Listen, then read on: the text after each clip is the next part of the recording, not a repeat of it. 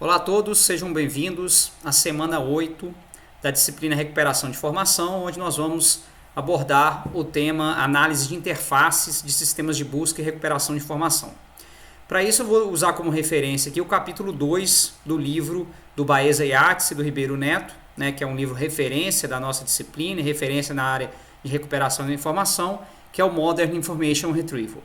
Tá? Então, ao longo dessa aula, eu vou dividir ela em duas partes, para não ficar uma aula longa. Eu vou tratar dessa análise de interfaces, é o tema do capítulo, e tentar mostrar para vocês como que a gente tem uma visão de como a interface influencia na busca do usuário. Tá? Para começar esse assunto, é importante destacar que quando a gente faz uma análise de interface de sistemas de recuperação, o nosso foco é o foco no usuário, usuários humanos, certo? Porque a gente tem que ver dois aspectos importantes que eu deixei lá no início do capítulo também, dois conceitos importantes, que é a User Experience, a área de UX, que é a experiência do usuário quando ele está trabalhando com sistemas, tá?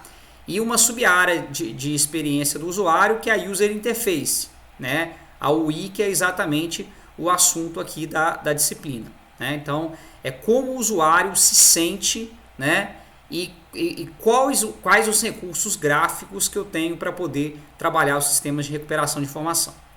Um ponto importante que a gente tem que destacar, que na hora que o usuário está buscando informação em um sistema de busca, o papel do sistema de busca é entender a expressão, a cláusula de consulta que o usuário está entrando e recuperar para ele a informação importante. Tá? Então, o papel da interface é ajudar na formulação de consultas, das queries, selecionar as informações de fontes de dados confiáveis, o usuário entender os resultados da busca, tá? E manter o progresso na busca, que em alguns casos você pode usar o recurso de busca avançada para poder melhorar essa parte. Tá? Uma parte muito importante é o design e avaliação da sua interface. Tá? Isso são questões que, embora seja da área de RI, entra numa área importante, que é a área de interface homem-computador. O objetivo aqui na aula não é ficar explicando detalhes e técnicos dessa disciplina, que é inclusive uma disciplina da grade curricular de vocês, mas dá alguns conceitos básicos, por isso que eu deixei uma aula básica lá sobre IHC, para vocês entenderem os conceitos básicos de IHC e depois a gente aplicar isso para o contexto de sistemas de recuperação da informação. Uma coisa importante que está destacada aqui, nesse slide, é de que avaliar a interface usuária é diferente de avaliar, tá, a qualidade do resultado de busca, que é avaliar, por exemplo, o algoritmo de ranking, que mostra se o sistema de recuperação de informação atingiu precisão, revocação e velocidade adequado, e também é diferente da técnica de crawling, que é uma medida quantitativa da cobertura dos documentos recuperados. A gente não está analisando esse tipo de resultado, e sim o uso da interface do sistema de busca de recuperação de informação, que influencia sim, tanto na hora do usuário fazer a sua consulta, tá? Como também dele avaliar os resultados. Tá? Então, a qualidade da interface do usuário é determinada de como as pessoas respondem a ela. Tá? E isso é mais uma medida qualitativa do que quantitativa. É a primeira coisa que eu quero destacar para esse assunto. Tá? Então, como eu falei, é um campo da área de IHC, de interação homem-computador, tá? Com o design centrado no usuário. Para isso tem um conjunto de práticas que facilita o design da interface. Apesar de a gente ter esse estudo, a minha opinião é que eles ignoram um pouco esse tipo de interface. A interface padrão é aquela caixa aquele box de entrada que você entra com uma cláusula, e é importante a gente pensar como alunos, professores, pesquisadores da área de RI, um pouco diferente desse modelo padrão tradicional de busca, que é preconizado pelo Google, por exemplo, a maior engine de busca hoje. Tá? Então, as razões de preferência do usuário com a plataforma que influenciam, como saber, né, se o usuário teve uma experiência agradável, né, com o sistema de busca. Está relacionado à velocidade de busca, tá? Isso até é uma medida que dá para fazer quantitativa. A familiaridade do usuário, existe muita diferença entre aqueles que têm mais experiência no domínio, está pesquisando, então eles fazem um tipo de consulta diferente daqueles novatos. Tá? A estética, características preferidas, a acurácia percebida, né? Porque nem sempre a acurácia medida, a acurácia medida em sistemas de busca é diferente da percebida pelo usuário. Tá? Então, um assunto que é muito importante, né, que os autores apontam no livro, é de como as pessoas pesquisam. Vamos entender um pouquinho mais sobre isso. Tá? Para começar, a interação do usuário com a interface, ela depende de alguns fatores, né, como o tipo da tarefa que você vai tratar, como eu falei, a experiência do usuário no domínio, né, se ele é um expertise no assunto ou se ele é uma pessoa novata, isso é diferente, e o tempo investido no processo de busca. Tá? Às vezes a gente não entende a busca como um processo, de fato, como todo processo, tem um início, meio e fim, tem um conjunto de etapas. Tá? Então isso é importante, nem sempre você vai conseguir buscar a informação de maneira eficiente na primeira tentativa, na primeira query, né, de consulta que você vai fazer. É importante uma distinção aqui também fundamental para a pesquisa, né? Que em inglês, né, são os termos information lookup, que traduzido para nós aqui seria a busca da informação, a informação que é uma informação factual, né? Ou seja, é um fato e não uma opinião. Né? Então, por exemplo, quem é o presidente do Brasil? Quanto que ficou o resultado do jogo de ontem? Ou seja, isso são fatos, né, em que você vai retornar a informação, e isso é muito mais fácil dos algoritmos de busca recuperar esse tipo de informação, porque elas são informação direta, que representam números, datas, nomes, né, websites, né, informação direta. Diferente, né, de, por exemplo, falar a gestão do governo do fulano de tal foi boa, o desempenho do time na partida ontem do Campeonato Brasileiro foi boa. Então isso aí já é uma outra questão que é argumentativa e entra numa outra área. Tá? E essa busca de informação é mais relacionada à parte factual. Essa outra busca relacionada à argumentação, ou quando você tem que explorar mais a busca, é chamada de busca exploratória. Tá? Então a pesquisa ou busca exploratória ela é dividida nas etapas de aprendizado, que vocês tiveram até a palestra do Marcelo, né, sobre essa área de Search Engine Learning, tá? E tarefas de investigação, que é mais complexa, né, porque o usuário tem que aprender com a pesquisa dele. Então é um processo de aprendizado.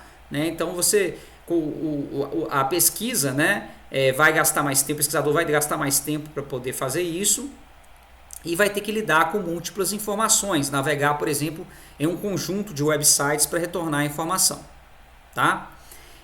A investigação, né, também envolve múltiplas interações, tá?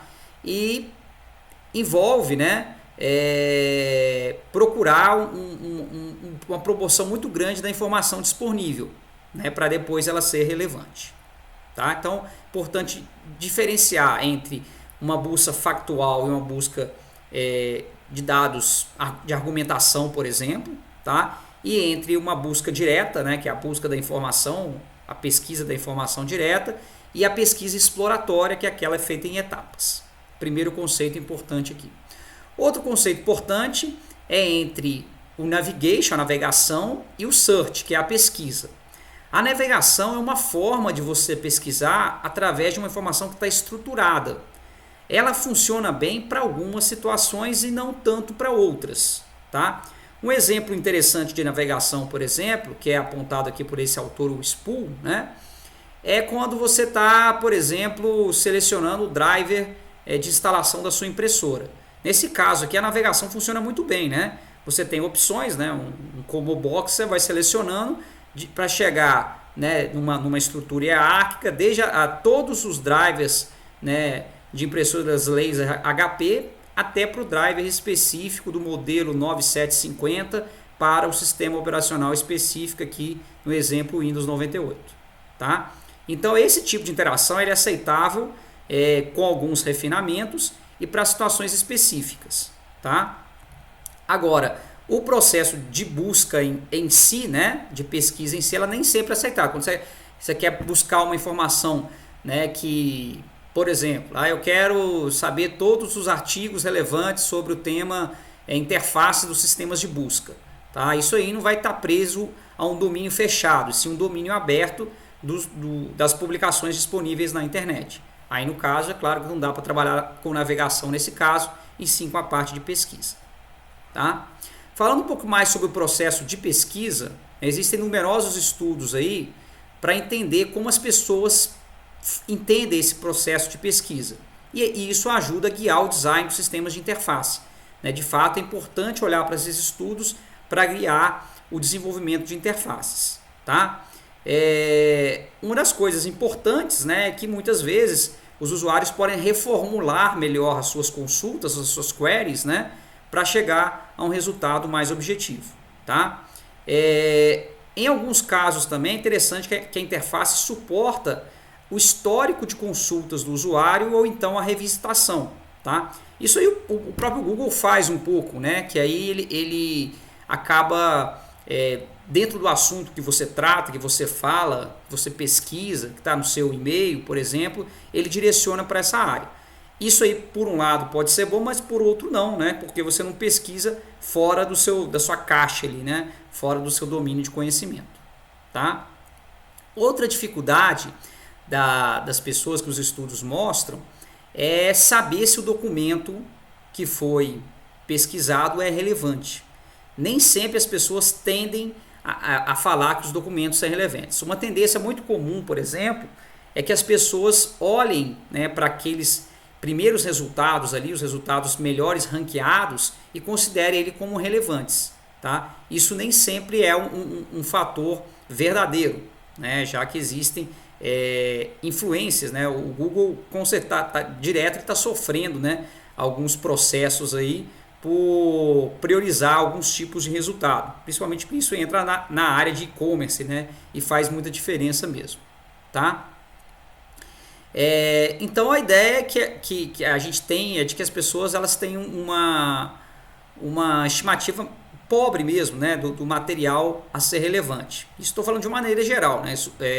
Usuários experientes nem tem tanto essa questão assim. Tá? Outra coisa apontada e que é muito interessante, às vezes os usuários que são mais especialistas no assunto, eles têm mais paciência para buscar. Né? E hoje na sociedade do imediatismo, né, talvez não tenha essa paciência para buscar, e essa é uma coisa bem interessante. Bem, apresentar esses conceitos mais gerais sobre busca de informação, como as pessoas buscam, chegou a gente ver a questão mais na prática. Né? Então, como que a gente pesquisa as interfaces de hoje? Né? E aí eu vou trazer exemplos além dos que estão aqui. Claro que o livro ele não é dos últimos anos, né? Então ele é ainda um assunto totalmente atual, mas as interfaces de busca de informação evoluíram desde a publicação do livro até hoje. Tá? Então, o primeiro ponto, né, que é válido até hoje, as pessoas pesquisam de duas formas, né? Principalmente usando as engines de busca, né, que são o Google, né, em geral, o Bing, entre outros. Eu vou apresentar para vocês estão cansados de vê-los aí, mas é interessante ver por esse outro aspecto. Tá? E também os favoritos, né, o seu bookmark aí do browser é outra forma de você pesquisar. Né? Você favorita aqueles websites que você pesquisa com mais constância. Tá? Os diretórios web, né, acabam formando, né, uma forma também de você pesquisar por essa parte. Tá? Antes então da gente entrar no assunto, mostrar as pesquisas por esse outro lado, eu vou destacar aqui, né, que na parte de especificação da consulta, tá, em geral não muda muito o cenário, que é uma caixa, um box de entrada, né, ou então um diretório, que é exatamente essa parte de diretório, onde o usuário entra de forma textual dentro do texto. Mas as coisas têm evoluído um pouco mais. Né? Então a gente pode olhar aqui, por exemplo, Esse aqui é um site, né, que não tem a ver com os sistemas de busca, e sim aqui, o que eu deixei para vocês lá no material, né, sobre experiência do usuário. Tá? Um site conhecido de busca a publicações, artigos, livros é o escolar.google, Google acadêmico, né? E ele traz uma forma bem pesquisa, é bem simples, né, de pesquisar, né? Em que você tem aqui a caixa de busca, né? E os autores até falam que a caixa de busca ela influencia na pesquisa, o tamanho da caixa de busca, né? Então esse tamanho aqui ele influencia uma pesquisa que não tende a ser uma palavra tão grande, tá?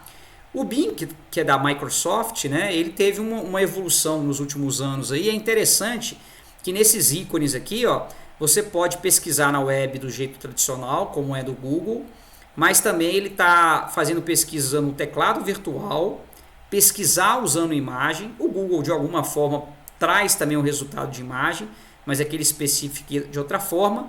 E uma coisa muito usada por crianças, principalmente, né? Por outras pessoas, né, que é pesquisar usando a voz, né? Então já são recursos hoje bastante usados. Isso aqui é a página inicial do Bing, você pode ver, né? Então as notícias já são trazidas aqui como sugestões, né? Então ele tem esse tipo de validação. E aí a gente tem buscas mais refinadas, mas para domínios mais específicos, né? Como por exemplo a base de dados da Scopus, né? Que é o local onde você consegue pesquisar, né, por publicações científicas, né, selecionando aí, né, por exemplo, o conteúdo, né, da área específica, as keywords, né, as palavras, né, você consegue ver, né, as referências citadas ou não do artigo, né, a fonte, né, que se é journals, ou se é livro, ou se é uma conferência, né? Isso aqui no trabalho prático vocês vão explorar um pouco mais sobre isso aí. Eu vou dar as métricas, né, de avaliação. Vocês vão poder explorar algumas ferramentas, né, alguns sites de buscas como esse da Scopus, tá? Um que todo mundo está acostumado a trabalhar aí, né, nos últimos anos para procurar alguma solução para os códigos é o Stack Overflow, tá? Então o Stack Overflow hoje é um dos sistemas de busca mais importantes, com certeza de busca mais importante aí para a área de programação, né? E que também tem algumas buscas interessantes. Esses outros dois aqui nessas abas aqui eu vou apresentar mais para frente, um relacionado, né, à pesquisa também de acervo digital de publicação no acervo da PUC-Rio, né? E um repositório de ontologias, né, onde você pode pesquisar de uma maneira um pouquinho mais diferente. Voltando aqui para o conteúdo dos slides, né, então, em geral, não muda muito a forma de entrar com as palavras dentro da caixa de entrada, embora a gente tenha hoje recursos de voz, imagens, como foi apresentado ali no Bing. Tá? E, em geral, a pesquisa é mais curta, né? De 1, 2, 3 palavras. Tá? Outra coisa interessante, né, é a questão da reformulação das consultas. Isso é uma parte muito importante. Nem todos os usuários têm esse costume e as próprias ferramentas de busca às vezes não oferecem esse recurso. Mas isso é uma coisa importante para você conseguir chegar ao resultado esperado, à informação requerida. Isso é chamado de uma estratégia orientada. Tá? Ainda sobre a parte de consultas, uma coisa que foi muito usada há algum tempo, e a gente não vê hoje tanto com os sistemas de buscas tradicionais, é o uso de operadores booleanos, ou então uma sintaxe baseada em comandos para você retornar melhor seus resultados. Tá? Um exemplo dessa parte de booleanos pode ser percebida no site de publicações da PUC-Rio, por exemplo. Aqui você pode acessar as teses digitais da forma tradicional de gravação, ou então, né, aqui por palavra-chave, aqui ele introduz, né, já como um hint, né, já tem aqui as dicas, né, aqui eu joguei recuperação de informação e ele jogou já alguns operadores booleanos, como AND, OR, conhecido lá da lógica, né. Isso aqui ele preencheu para mim automaticamente quando eu fui pesquisar pelo assunto recuperação de informação no banco de teses digitais da PUC-Rio, né. Então alguns buscadores têm essa propriedade de booleanos. A dificuldade de não se usar hoje muito isso é do próprio usuário, né? A maioria dos não tem, até mesmo os usuários da computação, né? Eles têm mais facilidade de entender porque isso faz parte do nosso conhecimento técnico, operadores booleanos. Para a maioria da população dos usuários que pesquisam na web, isso não é de conhecimento, então dessa maneira tem causado dificuldades e em geral as ferramentas de busca não focam tanto no uso de operadores booleanos ou de comandos de sintaxe específicos, né? A pesquisa, né, sempre pelo form, aqui é aquela questão que eu destaquei lá, que o tamanho do form, né, quando eu olho, por exemplo, para o tamanho do form aqui, né, do Bing mesmo, né, ou do Google, você vê que é um tamanho que restringe um pouco a digitação do usuário.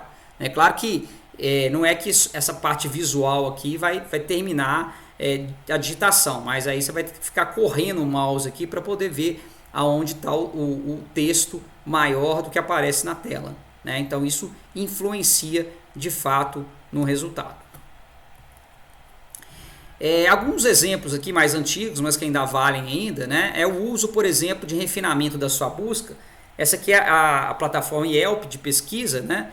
Então ela tem o campo de pesquisa, aqui por exemplo, a pessoa pesquisou por restaurantes, né? E aí você pode sugerir a busca, por exemplo, por restaurantes delimitando a região, né? Que pode ser o endereço, a vizinhança, a cidade, né? O estado e tal, né? Então isso ajuda e é uma forma de restringir e refinar a busca. Outra forma também, e que é muito usada, é você colocar em cinza aqui, né, palavras que já vão direcionar o que a pessoa vai fazer. Então aqui os events, por exemplo, mostra, pergunta ao usuário que vai começar a digitar a sua busca o que ele procura e quando ele procura, né? Isso é uma outra forma de especificar a query de maneira mais específica. E essa informação sensitiva ao tempo é uma coisa bem interessante. Nas events acontece isso e alguns outros sites Google, acho que o Google também tem essa informação, né?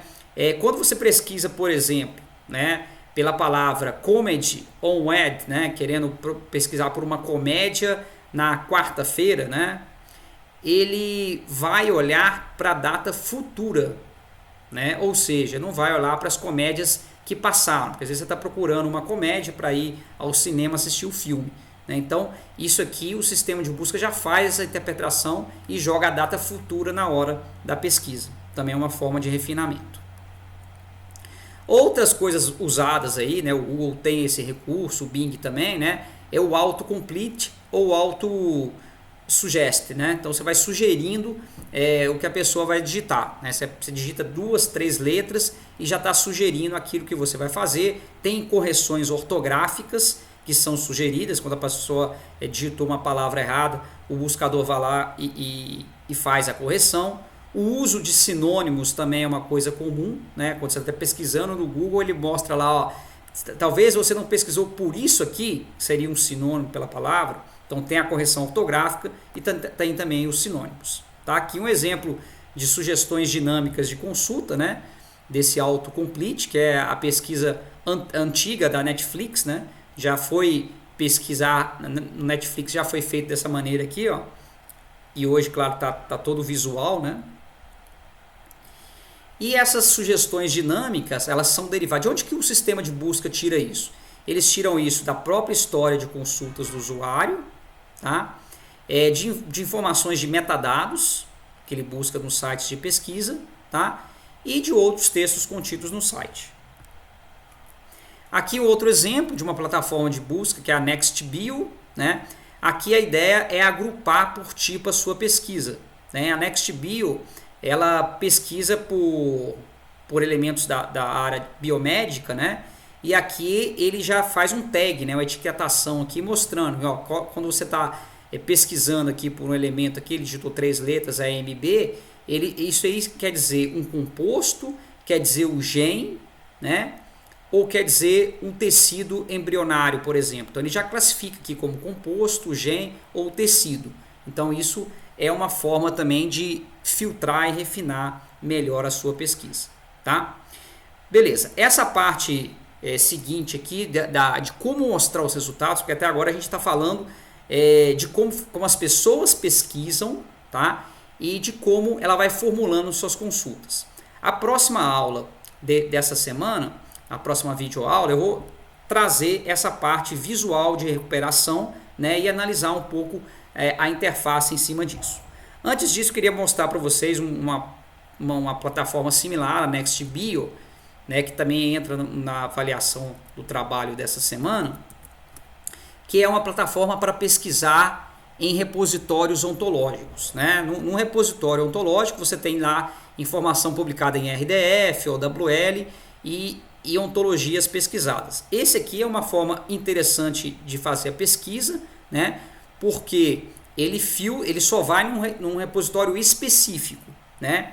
Aqui ele traz aquela questão do autocomplete para você, né? Mostrando como que você pode pesquisar, por exemplo, por uma classe dentro da ontologia. Se eu digitar aqui, eu vou pesquisar em todas as ontologias, e aqui ele vai trazer uma visualização de quantas vezes essa palavra trouxe, né? Então eu vou colocar aqui, por exemplo, a palavra blood, né? Que eu vou pesquisar pelo assunto sangue, e aí ele vai trazer para mim aqui todas as ontologias que tem a palavra sangue, tá? Eu posso mostrar por opções avançadas aqui, e aí incluir na pesquisa, por exemplo, valores as propriedades da classe, ontologias específicas e assim por diante, tá? Eu posso ir direto a uma ontologia aqui também, se eu clicar aqui, por exemplo, em cima dessas, e posso pesquisar, né,